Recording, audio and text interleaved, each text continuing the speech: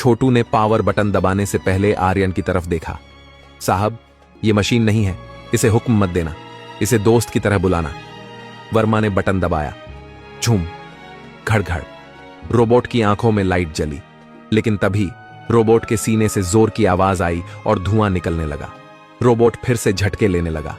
विस्फोट होने वाला है। मैंने कहा था ना, ये अनपढ़ लड़का हमें मरवाएगा। आर्यन का दिल बैठ गया। उसने छोटू की तरफ गुस्से से देखा।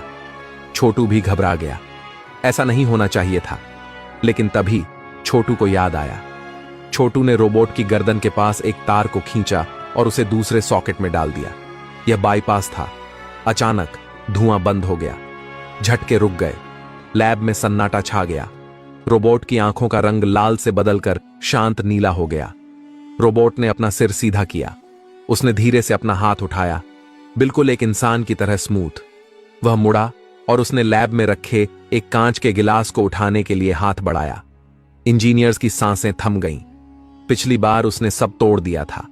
रोबोट की उंगलियों ने गिलास को कोमलता से पकड़ा और बिना तोड़े उसे उठाकर छोटू के सामने कर दिया, जैसे उसे पानी ऑफर कर रहा हो। आर्यन खन्ना अपनी जगह से हिल नहीं पाए। जो काम दुनिया के सर्वश्रेष्ठ इंजीनियर नहीं कर पाए, वो एक कूड़ेदान के वाशर और गंदे तेल ने कर दिया था। लेकिन असली चमत्कार अभी बाकी था। लैब में गहरा सन्नाटा था। मिस्टर वर्मा का मुंह खुला का खुला रह गया था। रोबोट अब पूरे कमरे में चल रहा था, बिना लड़खड़ाए, बिना शोर किए। उसकी चाल में एक गजब का संतुलन, बैलेंस था।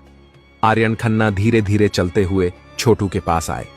उन्होंने झुककर उस बच्चे के गंदे, काले, ग्रीस से सने हाथों को अपने हाथों में ले लिया। उनकी आंखों में आंसू थे। तुमने यह कैसे किया? आर्यन ने अविश्वास से पूछा।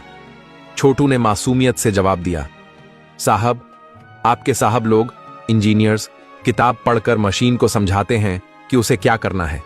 मैं मशीन की सुनता हूं कि वो क्या चाहती है।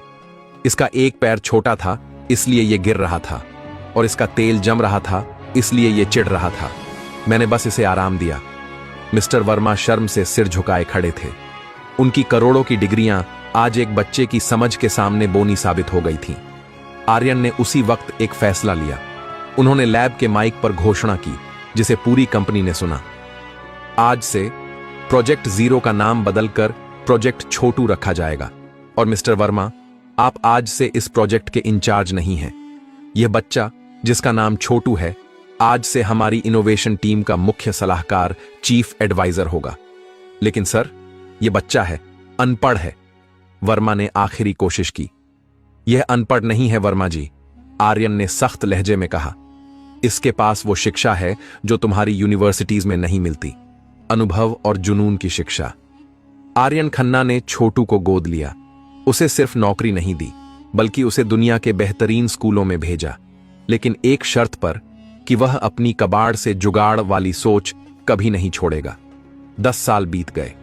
सिंटेक्स रोबोटिक्स अब दुनिया की सबसे अमीर कंपनी बन चुकी थी। वे ऐसे रोबोट बनाते थे जो अस्पतालों में मरीजों की सेवा करते थे और आपदाओं में लोगों की जान बचाते थे। कंपनी की 50वीं वर्षगांठ पर एक भव्य पार्टी थी। स्टेज पर एक नौजवान सूट बूट में आया। यह छोटू था, अब आर्यन जूनियर के नाम से जाना जाता था। उसने माइक थामते ही एक बड़ा खुलासा किया, जिसने सबको चौंका दिया। देवियों और सज्जनों, छोटू ने कहा, आप सब सोचते हैं कि मैंने उस रात रोबोट को ठीक करने के लिए क्या जादू किया था। पीछे स्क्रीन पर 10 साल पुराना वो वीडियो चला जब वह रोबोट ठीक कर रहा था। सच्चाई यह है कि उस रोबोट का प्रोसेसर, दिमाग, कभी खराब था ही नहीं। गलती उसके ढांचे में थी। हम अक्सर जीवन में भी यही गलती करते हैं। हम दिमाग को तेज करने में लगे रहते हैं, जबकि हमें अपना संतुलन, बैलेंस ठीक करने की जरूरत होती है। उसने अपनी जेब से वही पुराना जंग लगा हुआ पेचकस निकाला और हवा में लहराया। यह मेरा सबसे महंगा औजार है। इसने मुझे सिखाया कि कोई भी चीज कचरा नहीं होती जब तक आप उसे कचरा मान न लें, न मशीन न इंसान। पूरी हॉल तालियों की गड़गड़ाहट से गूंज उठा। मिस्टर आर्यन खन्ना, जो अब बूढ़े हो चुके थे, सामने की सीट पर बैठकर मुस्कुरा रहे थे। उन्होंने एक कूड़ा बीनने वाले को नहीं, बल्कि देश के भविष्य को कचरे के ढेर से उठाया था। इस कहानी से हमें 3 बड़े सबक मिलते हैं। प्रतिभा की कोई वेशभूषा नहीं होती, हुनर महलों में भी हो सकता है और कचरे के ढेर में भी।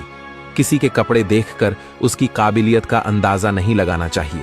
डिग्रियां आपको यह सिखाती हैं कि मशीन कैसे बननी चाहिए, लेकिन अनुभव आपको सिखाता है कि मशीन काम कैसे करती है। समस्याओं का समाधान अक्सर जटिल कोडिंग में नहीं, बल्कि सरल समझ, कॉमन सेंस में छिपा होता है। जो रोबोट कचरा समझकर फेंक दिया गया था, वही दुनिया का सबसे बेहतरीन आविष्कार बना। इसी तरह हमें कभी भी खुद को या दूसरों को बेकार नहीं समझना चाहिए। सही नजरिया और थोड़ी सी मरम्मत किसी भी कबाड़ को सोना बना सकती है।